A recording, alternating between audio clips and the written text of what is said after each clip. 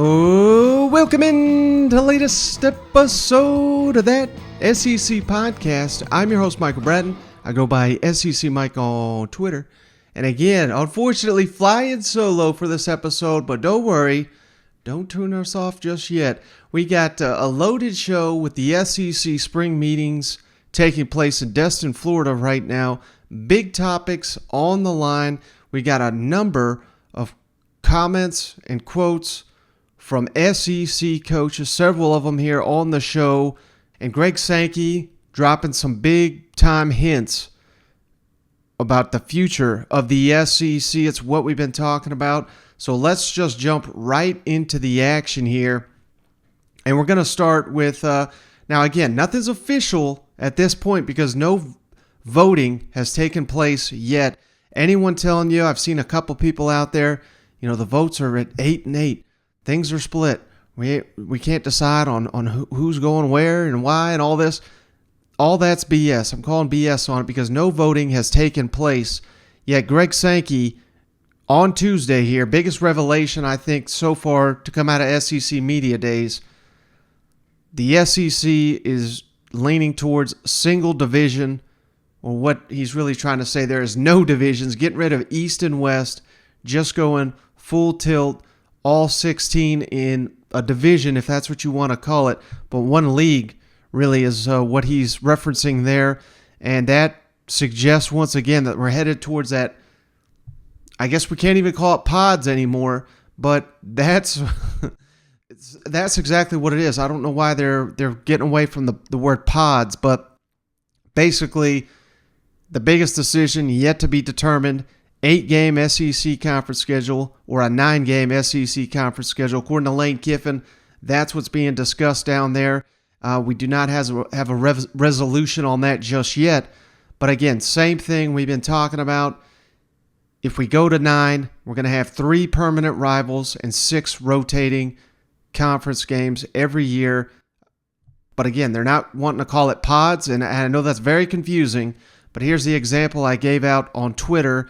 Let's say that Texas A&M, your 3 permanents, again, this is all hypothetical, nothing's official, but let's say Texas A&M is scheduled to play LSU, Texas, and Arkansas every single season. Now, because there's no pods, what this potentially means is Arkansas is not, while they'll be locked into playing Texas A&M every year, not necessarily locked into playing LSU and Texas. So they're not going to have the same 4 locked in a pod, so to speak. I think that's what they're trying to get away from. They're trying to get away from, well, we won pod A. Well, this team won pod B. This one won pod C. This one won pod D. How do we go 4 pod winners to a 2-game conference championship game? If you look at it that way, you could understand why, it's getting a little hectic here. But same model we've been talking about all off-season, leading up. If you missed it, breaking down the 8-game or the 9-game SEC conference schedule, that is still on the agenda. But one other big revelation here from Greg Sankey. We all know about the 12-team college football playoff that Greg Sankey and the SEC were pushing for this time last year. And, of course, that obviously has not taken place. We're sticking with the 4-team playoff for now. Greg Sankey has said the SEC would support an 8-team college football playoff provided there's no automatic qualifier. So, what he means by that, the SEC champ, Big Ten champ, Pac-12 champ, on and on and on. We do not want these champions to be guaranteed spots. Why? Because we all know, if you're a fan of this show, the second best team in the SEC, you're probably the second best team in the country. Third best team in the SEC, you're probably a top 5 team in the country, and so on. So if we're giving out automatic bids to all these loser conference champion winners, SEC teams are going to suffer. So that is somewhat of a concession there that I have not heard up until Tuesday. The SEC would support an 8-team college football playoff, again, with no automatic qualifiers. That's the key there, according to Greg Sankey. And again, that's something that we'll go weeks and weeks and months before getting any resolution on that, because it's not solely up to the SEC. But just wanted to make that note. Kind of a big revelation there, in my opinion, from the league meetings down there in Destin. Now, like I said, we've got a number of SEC comments here I was able to track down.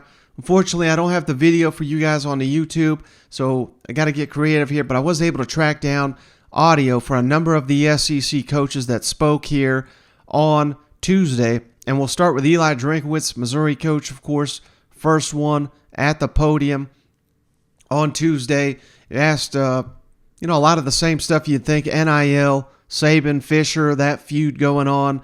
Had some interesting comments, but he was asked about JT Daniels, transfer quarterback. Of course, that was a target of Missouri, who went to West Virginia, ended up going there. But, how does NIL factor into these transfer recruitments? And I thought this was pretty interesting. I mean, Drinkwitz seems to indicate that may have played a part in JT Daniels' decision here. Thoughts on the 8 or 9 game SEC schedule?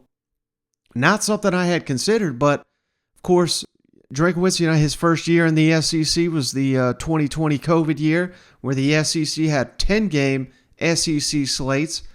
Maybe, again, that's not something I had considered, but guys like Drinkwitz, Sam Pittman, they know whether they can handle a 9-game SEC schedule, because, hell, they've already done it a 10-gamer. So, that's just something to think about.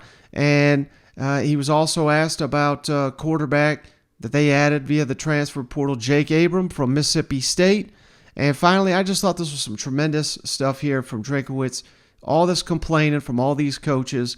Drinkwitz, this was probably my favorite comment of the entire event here on Tuesday, really putting things into perspective. He's been a high school coach. He's had to work his way up just to land this opportunity. Now he's taking private jets down to Destin, Florida. You're not going to get this man to complain about the current state of college football, and I wish more coaches shared this sentiment. Coach, Mike Griffiths from AGC Dog Nation. So when you talk with a potential signing or transfer, just use JT Daniels for an example, how do you present the NIL situation to someone like that that's a quote-unquote free agent on the market? How do you recruit guys that are obviously in the market for such deals like that? Well, that was an interesting person that you picked right there.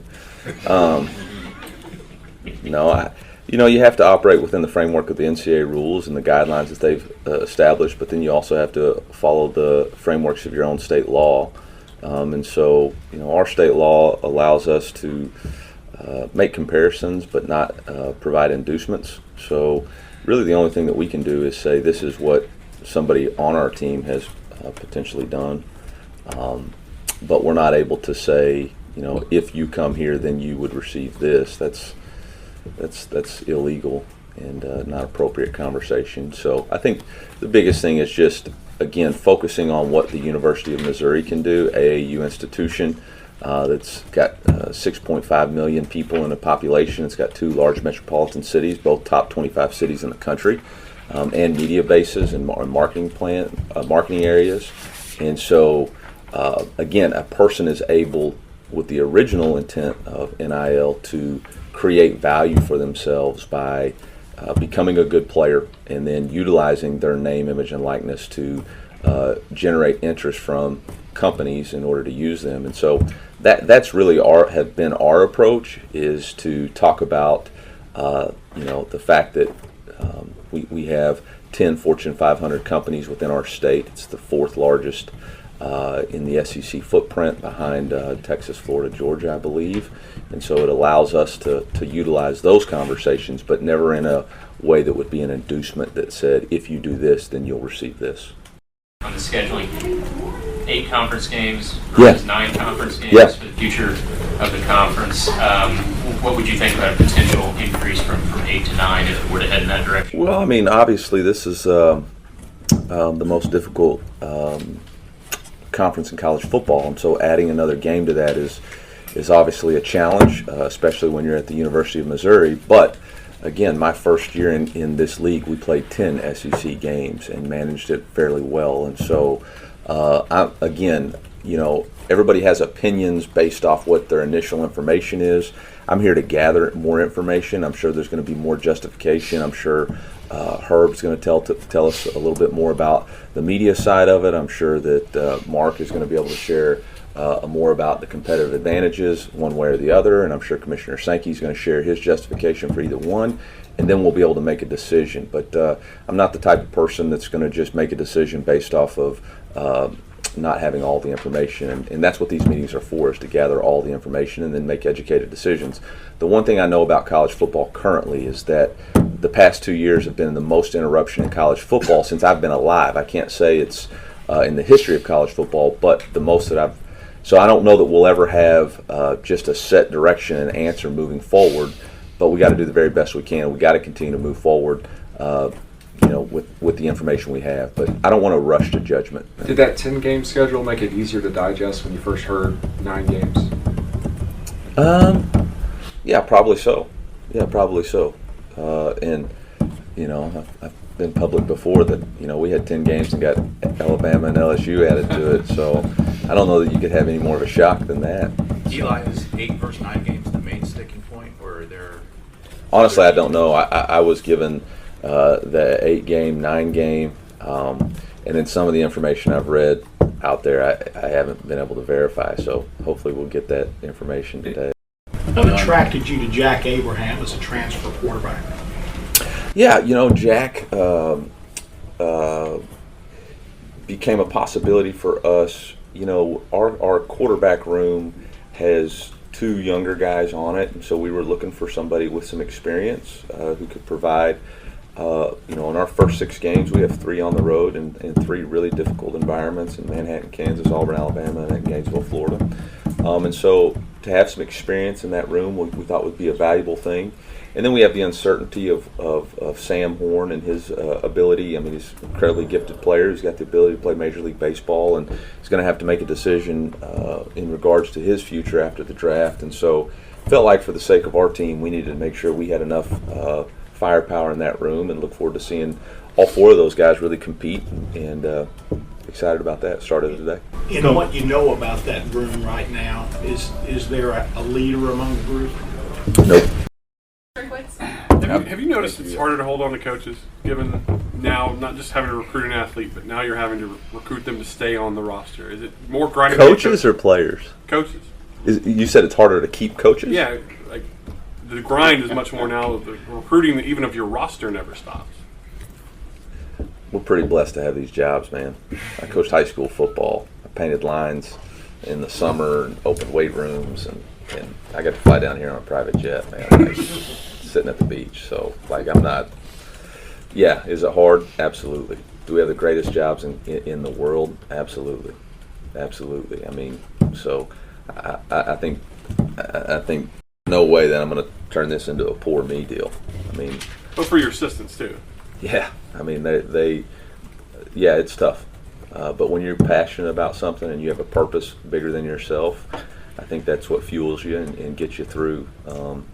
But there's long days, but there's great rewards too. And I think we've got a great profession. It's worth fighting for. It's worth being a part of. But I'm not going to sit up here and act like it's. I mean, there's a lot of jobs out there that are very difficult, and so I'm not buying on that one. So again, tremendous stuff there, particularly there at the end from Coach Drinkwitz. I really appreciated that. Good stuff there from the Missouri head coach. Shane Beamer, of course, South Carolina head coach. This is his first spring meetings. He spoke here on Tuesday as well. Again, asked about the 8 or 9 game schedule in the SEC. Where's he lean with that? Of course, those Gamecock fans know they've got arguably the toughest schedule annually in the country. When you figure you got to get the SEC slate, you throw Clemson on there annually, you throw Texas A&M on there annually, which, again, that may be going away if we get rid of divisions, which looks to be happening. So I thought that was interesting. Beamer was asked how he'd react if someone like Nick Saban said, South Carolina bought their entire recruiting class. Intra-conference transfers, it doesn't sound like Shane Beamer is on board with pushing this back. The current deadline, of course, in the SEC, February 1. You've got to be in the transfer portal by February 1 if you want to be eligible to play in the SEC. If you're transferring from an SEC program, I should have mentioned. across the country, that deadline's May 1. So, there's some debate. Will the SEC get with the rest of the nation and move that to May 1? Doesn't sound like Shane Beamer is fully on board with that idea. And then last but not least, these comments went kind of viral here on Tuesday.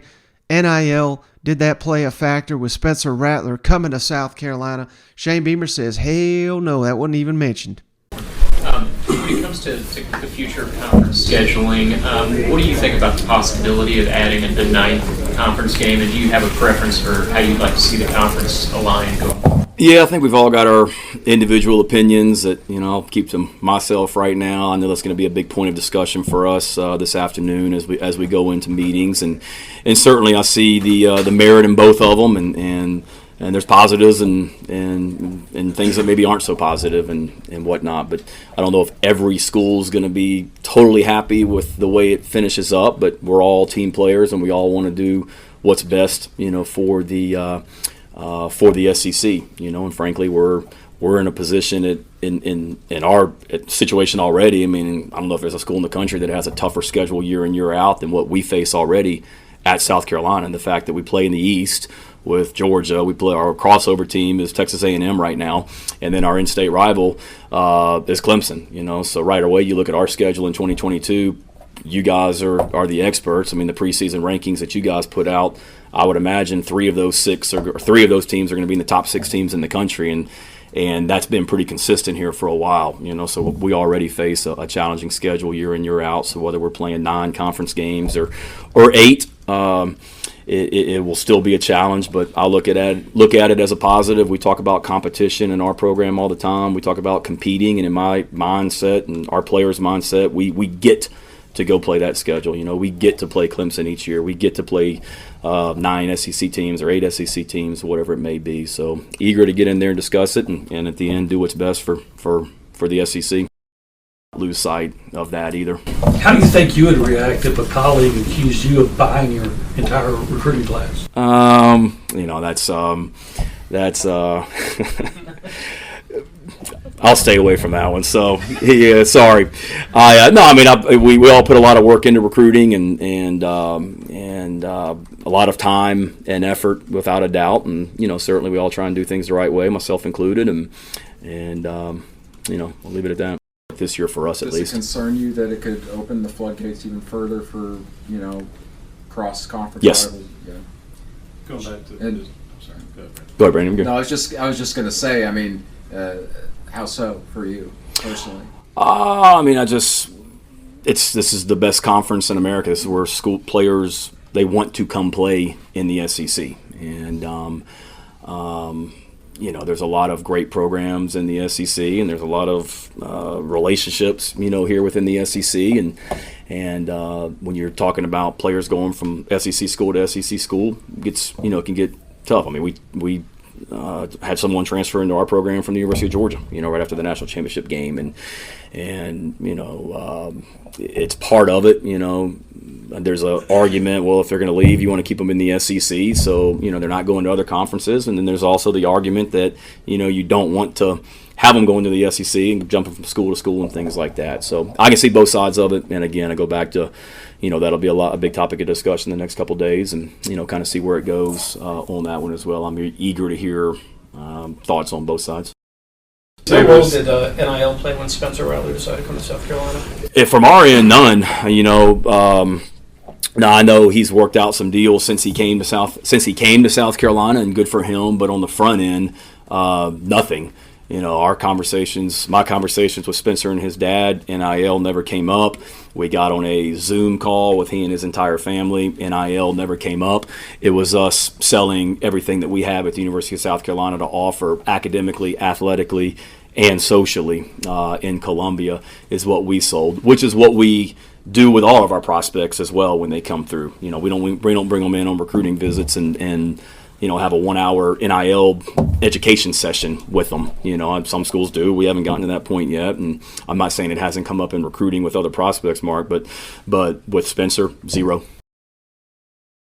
What does it say about your program that you get Shane Rattler without the NIL deal. What does that say about your program? I think that they see what this program can be, and I've said it before, Jimmy, like we have everything that we need to be successful at South Carolina. We've proven that we can win at a high level in football. You know, we did that 10 years ago. My last year at South Carolina, we beat Alabama, Tennessee, Florida, Georgia, and Clemson all in the same season my last year. You know, Coach Spurrier had 3 straight wins, 3 straight seasons of 11 wins or more. We've won national championships. Don just did it in women's basketball. Coach Tanner did it in baseball. And we've won national championships. So we have what we need to be successful, and more importantly, we have the people, you know, in my opinion. I think Spencer saw that. If you ask Spencer, why did he come to South Carolina, there's a lot of reasons, but obviously I had a relationship with him at Oklahoma, but if I'm coaching at wherever, somewhere in the Conference USA, I don't know if he's going to come follow me. Probably not.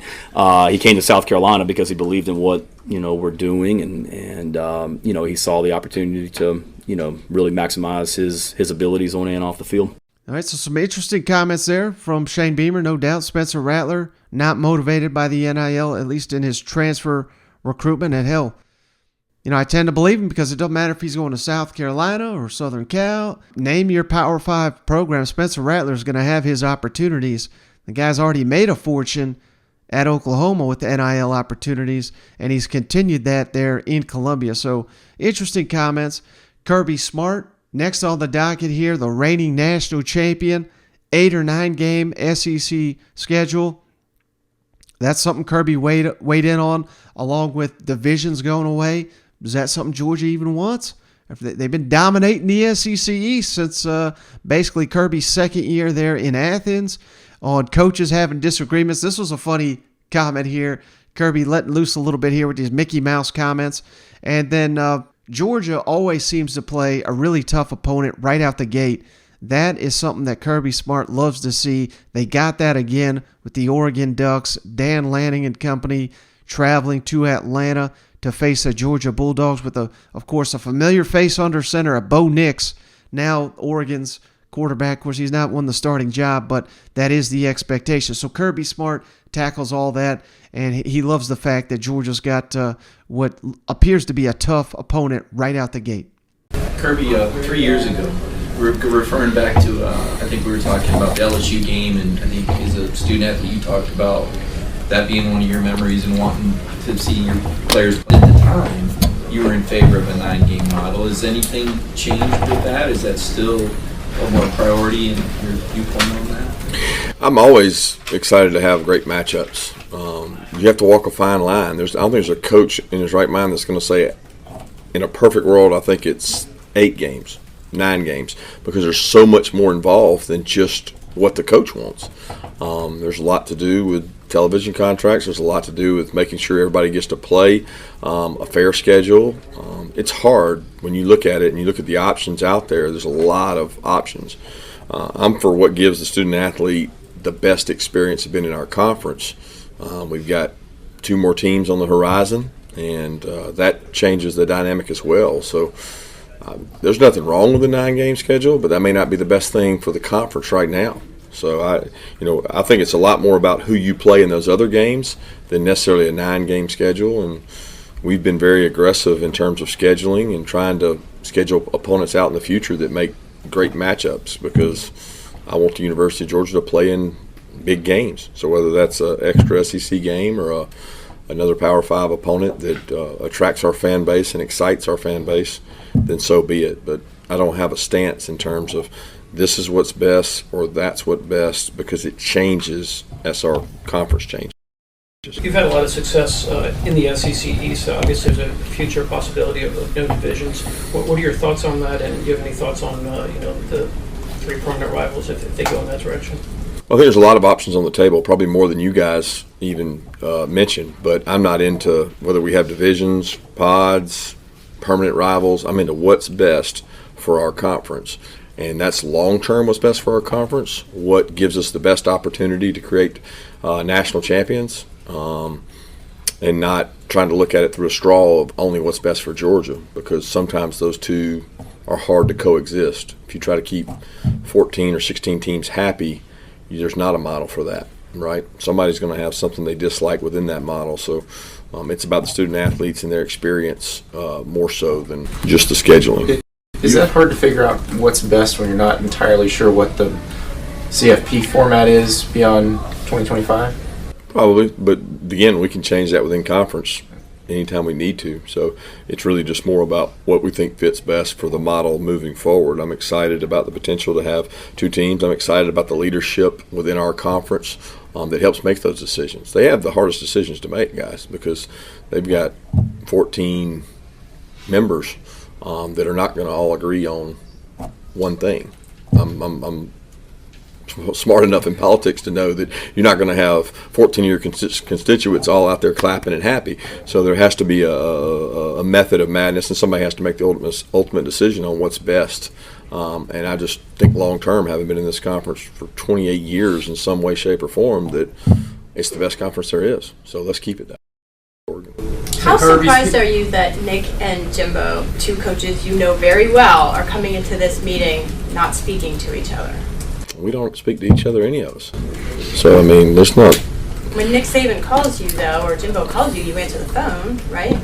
No, they don't call. I mean, I don't call them. I mean, there's not a lot of. There might be some conversation between a few guys, a few relationships. If you've been on the staff with somebody, I talked to Will when Will was the head coach some, but it's not commonplace for guys to be reaching out and be friendly when you compete on the field, and we're constantly competing for prospects day in and day out, so it's not super unusual to me. But it is super unusual. Along those lines, though, I hope we understand the question, Kirby. Since you've worked with Nick, so did Jimbo. Jimbo cast some serious aspersions at Nick Saban the way he does his job. Was any of that justified or grounded in fact in your experience? To be honest with you, my phone started blowing up right when Jimbo hit press conference, and I haven't thought about it a day since, because in the world that we operate in, you're worried about what's in front of you right now, which is the 15 recruits I'm trying to get on the phone, the conversations I'm trying to have. I'm not really worried about a feud between two guys that used to sit in the same staff meeting and have similar conversations. I mean, at the end of the day, sometimes things get heated. You'd rather it not be in the public arena, but at the end of the day, things like that happen. I mean, you guys should be on the headphones sometime. You would think that was Mickey Mouse. So it just so happened in front of everybody, and it's not something that I prefer to comment on. To be honest with you, I'm worried about what we do at Georgia, and that's my focus. How much does having Oregon out there, and then so many of your players knowing Dan and knowing what he's all about, how much does that kind of keep people on task?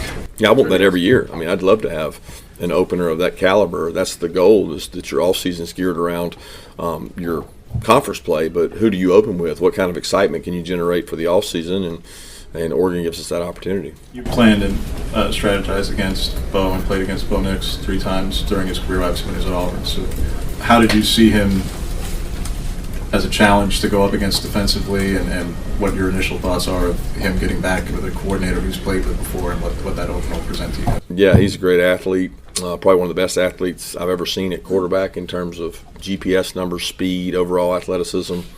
He's grown from being a freshman that was thrown in there to playing under multiple coordinators and going back to a coordinator he's familiar with should make him comfortable, and he's very talented. You know, we had a lot of draft picks on defense last year, and we struggled to get him on the ground. So he's a tremendous player. Now, next on the docket, Billy Napier, first time down here at the SEC spring meetings. The first year running the Florida Gator program, of course. 8 or 9 SEC schedule. He was asked it, didn't really want to touch on it, but I thought a little bit better comment here from Billy Napier was, how has life adjusted for him going from Louisiana to Florida? He said he's damn near given up a year of his life implementing his program. So I thought that was a pretty wild comment. And then, I don't know if you guys have seen this over the weekend. I tend to notice so many people share articles with just the headline. They don't even read the damn article. They just share the headline and say, look at this damn clown, look at this joker. And Billy Napier was a victim of that over the weekend, suggesting that Florida in no way is going to use NIL to land a recruit, which last time I checked, that's the law. I mean, they're not supposed to. So even if Florida is doing that, and I'm not saying they are, but you can't have your head coach out there saying that they are. So what else are you expecting them to say? Florida has been very active in rewarding their current roster with NIL opportunities, I think that is what they're trying to harp on. That's basically what he was trying to say. We want to support the players that are here, that have earned this money. And, he kind of went even a step further here, noting that, hell, in 1990, the SEC schools made just a little over $1 million. Now with the ESPN deal upcoming, that is expected to be around $60 million in just a couple decades time. And it'd be kind of ridiculous to say we're splitting up 60 million times 16 for what the schools are getting just in the TV contract money, and to suggest that the players don't deserve some of that money. I think this is Billy Napier getting in front of some of these NIL comments. Wondering if you had any thoughts on the 8-game versus 9-game SEC schedule, and also the possibility maybe of a division format ending. Yeah, well, I'll just give you the transparent answer. I think I've got a little too much work in front of me right here to be having an educated opinion on it, to be quite honest. Scott and I have discussed it briefly. I'm interested to hear the conversations this weekend or the next couple of days. But I got a lot of work to do, focused on what we've got to do right now to help the Gators improve. We'll cross that bridge when we get to it. But don't know enough to give you an educated answer right here, to be quite honest. But nothing's going to change relative to the SEC. It's going to be a challenge, no matter how many games we play. And I think we're very much getting ready to be in an adjustment period, with adding teams, and that's what the next couple of days are about, to do a lot of listening. Billy, what's been the biggest adjustment for you from Louisiana to Gainesville? Well, it's year one. I tell people all the time, I think the first year, you're almost giving a year of your life away, if that makes sense. I do think that the transition has been different because of the portal, NIL, playing in the championship game, making a decision to do that. The combination of December signing day in a brief amount of time, winter portal period, hiring a staff, and then getting ready for the February. I think the combination of all those was a little bit different transition than maybe any year in the past. But overall, it's the same work that we've all been familiar with for a long time. I mean, the new components are the portal and NIL, right? And I would tell you that everything that we intended to put together at the University of Florida from a football operational standpoint is in place. And I think much like every administration and coaching staff in the country, we're in the process of solving and developing our strategy for NIL going forward. So that's really the only thing that's been unexpected, or maybe a little bit harder to solve. I think all the other things are status quo, what you would expect.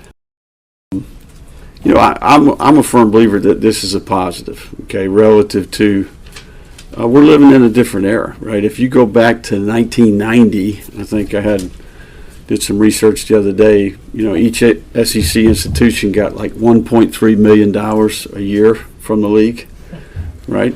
1990. Just 13 years ago, I think it was right around 6 or 7 million, and I think this 24 deals, in the high 60s, low 70s per year, right? So, one of the things about my career is I've been in the profession and observed this explosion, and I think that it's foolish to say that the players don't deserve a piece of the pie. I think that, if there's no players in these stadiums, nobody's showing up to watch, and they're certainly not sitting in their home watching it on TV, right? So, it all leads back to the money, okay? And I think that the TV industry's probably got the key to the castle, if that makes sense. So, you got to get a lot of people to the table, and there's a lot of dialogue and a lot of conversations to be had to come up with a good solution.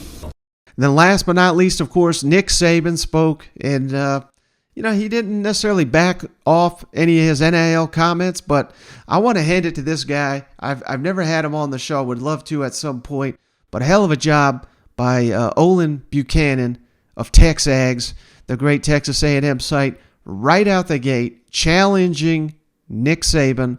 A lot of these reporters seem terrified to challenge the GOAT on just about anything. And, he asked him about his comments. You got any proof of all these? You're saying Texas A&M bought every damn player, so listen carefully to the questions. And even when Nick Saban's done with this is a long-ass answer he gives, Olin Buchanan fires right back. Well, where's your proof? You said it. What you got for me? So it was pretty wild. And then again, 8-game or 9-game SEC schedule. Nick Saban was asked about that as well. What evidence did you have that Texas A&M bought its entire recruiting class? I didn't really say that anybody did anything wrong. Well, you said they bought their recruiting class. I didn't say anybody did anything wrong, okay? And I've said everything I'm going to say about this. But, I think that, I guess the point, and I should have never mentioned any individual institutions. I said that before. But, some kind of uniform name, image, and likeness, standard that supports some kind of equitable national competition, I think is really, really important in college athletics, in college football. And we've always had that, whether it's equal scholarships, equal Alston money, whatever it might be. And so that's kind of point one.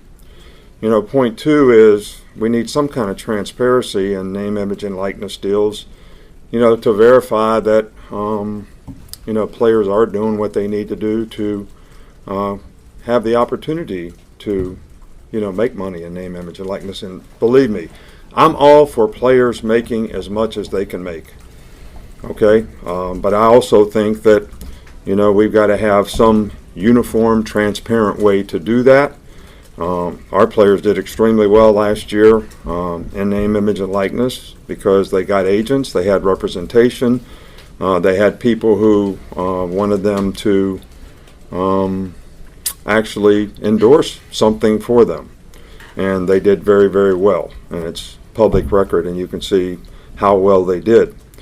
And I think that also student athletes need some protection from, unfair name, image, and likeness representation or deals. You could have a player, and we've had this happen to us in the past, that thinks he's signing one thing and he signs something else and gives up his freedom of choice in the future as to who represents him. We have no oversight, right now for players, when it comes to this. And, I also think that, boosters, should continue to be precluded from recruiting.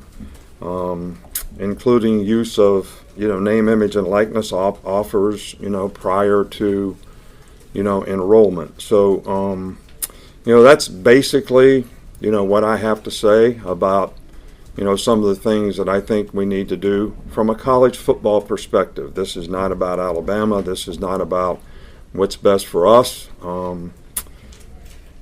I just hope that we can sort of put some guardrails on all this. I read something in the Wall Street Journal that said, what we've done in college football, and I'm paraphrasing here, is put a canoe on top of our SUV to go to the lake, didn't tie it down, took off, and just hoped for the best.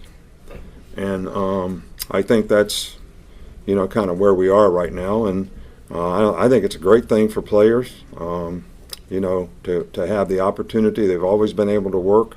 I've always said I've encouraged, this whole name, image, and likeness thing for, players to be able to earn money. So it's just something that I think we need to make sure that we have a uniform way to have equitable competition. It's transparent. We protect the student athlete.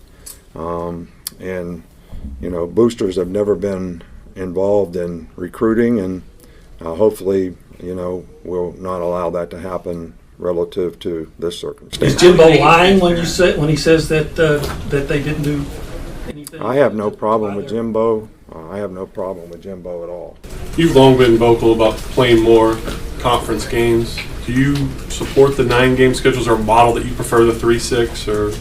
Well, I've always been for playing more conference games. I've always been for improving, the college schedule, trying to eliminate, some of these games that you play that, fans, players, supporters are not really interested in.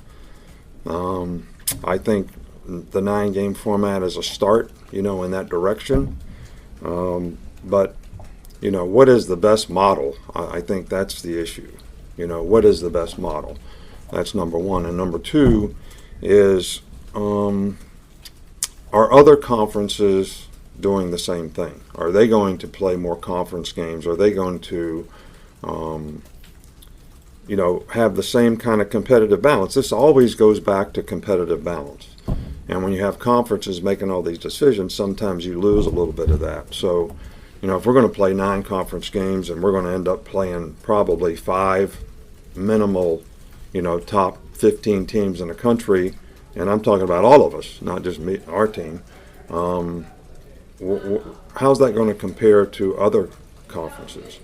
All right, and then what kind of opportunity, you could have a great team and lose 2 games in our conference and somebody else get in the playoffs because they went undefeated, but they didn't have the same opportunity to play as many good teams. So I think all these things need to be taken into consideration, but those are probably the 2 most significant, to me. And it's a tough act for the conference to try to get it, where it's equal in terms of whatever the 3-6, whatever the motto is. Ooh, boy. Like I said, Nick Saban is not used to any reporters asking him tough questions other than maybe Paul Feinbaum during SEC Media Days a few years back. Of course, that viral exchange back and forth, that was great. But it's probably been that long since I've seen Nick Saban kind of faced with a tough question like this. So again, Olin Buchanan, hell of a job there. I thought that was tremendous. If you're going to say some bold comments, you got to back it up, and not necessarily seeing that from Nick Saban. So, hey, that's the coverage we got from day 1 SEC spring meetings.